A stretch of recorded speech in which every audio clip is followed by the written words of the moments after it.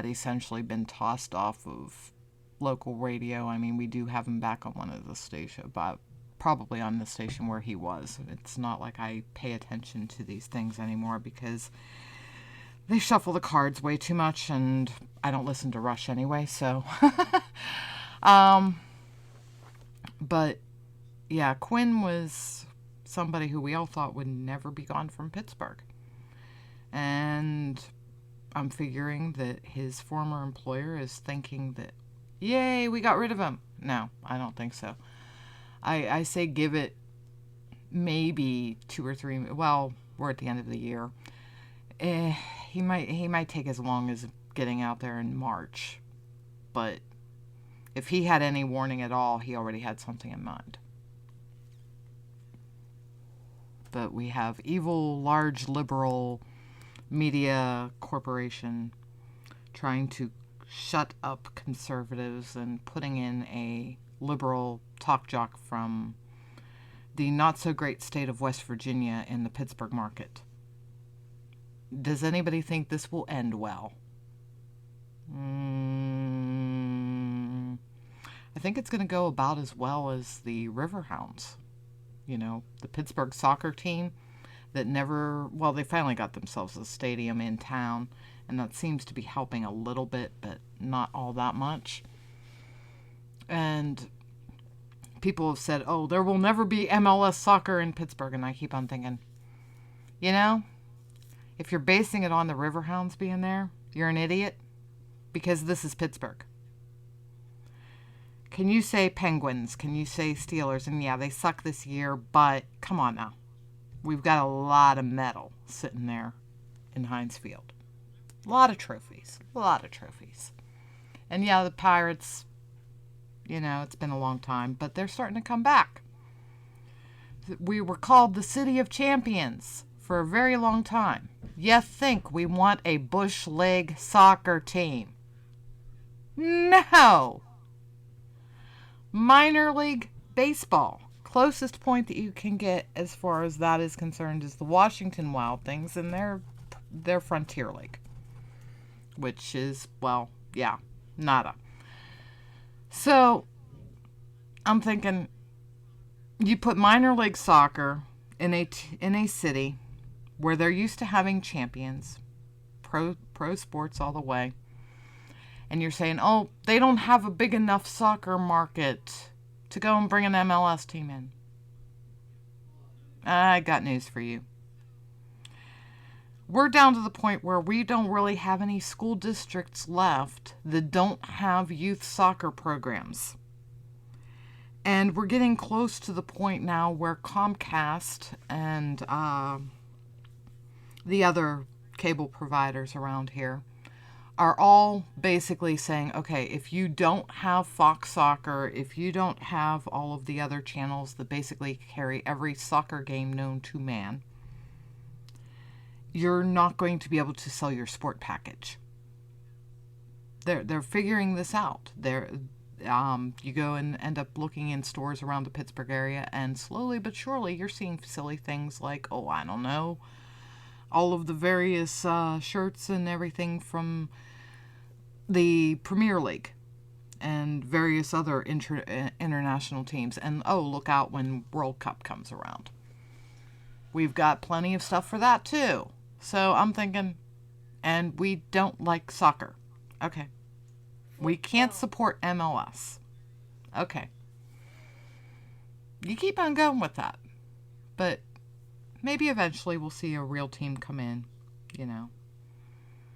Maybe the MLS will wake up and realize, hey, maybe Pittsburgh could carry a team, and maybe they are right when they sit there and say you can't measure it based on the Riverhounds because, well, it's not real soccer. I shouldn't be too mean because, you know, Riverhounds go and train a lot of our youth in the area. They're a very nice group of gentlemen. And they are deeply involved in the community. But, yeah, the general consensus is that it's a nice place to take the kids that play soccer. But the parents sit there and say, okay, it's like watching college soccer. And the parents that go there, they sit there and say, oh, we're going to D.C. to go see, MLS games. Or we're going out to Ohio to see MLS games. I'm thinking, there's an awful lot of people traveling from Pittsburgh to go and see these games. I wonder if these other teams realize they're getting Pittsburghers in their stands. Who knows?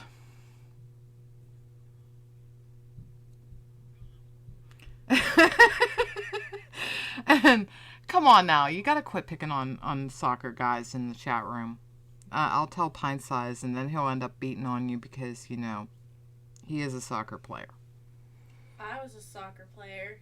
All of the kids were a soccer player. Somebody asked in the chat room, how many kids do I have? That would be 4. The oldest is 19, trying very hard to not ever make it to the point of being legal to have a drink. It's totally worth it. And the youngest is 12. So, yeah. And it's 3 boys and 1 girl, so that explains why the girl has such an attitude. And, of course, she's the oldest. So, yeah. That's like a double whammy, folks, just saying. And her oldest younger brother is 17 and it's practically like a genius. And has already had to defend his sister's honor. No, not. Oh, the ways moms get revenge. No, he has not had to defend her honor, but he definitely has had to put a few questionable young men in line. Thankfully, he's a rather large and intimidating individual when he wants to be. But, the joys of parenthood. And, yeah, like I mentioned before, she's in Radio Club and had previously been broadcasting on another wonderful Spreaker station from her community college. She does that whole music thing. Hey.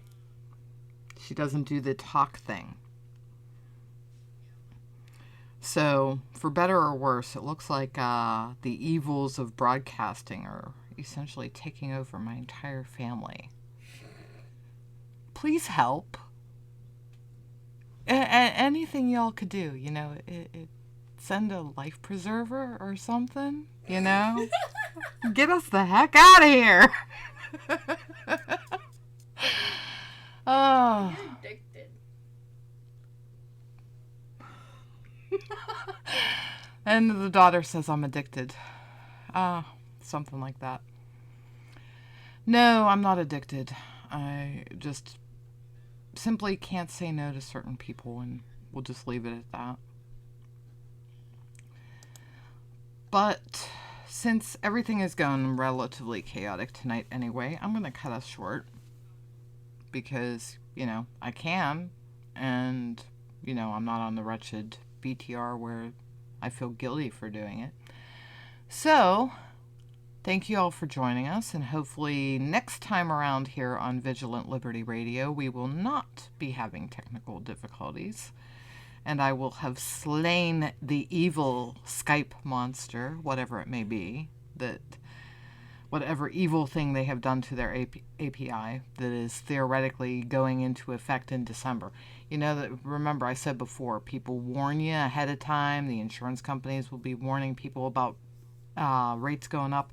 Well, Skype warned us ahead of time, but yeah, never mind.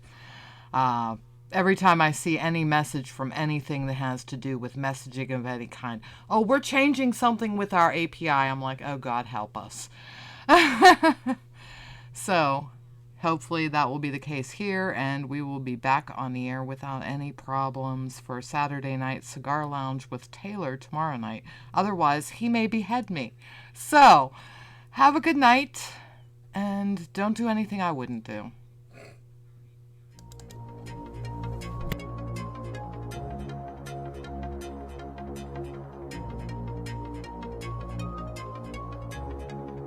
This show is copyright by VLR Media.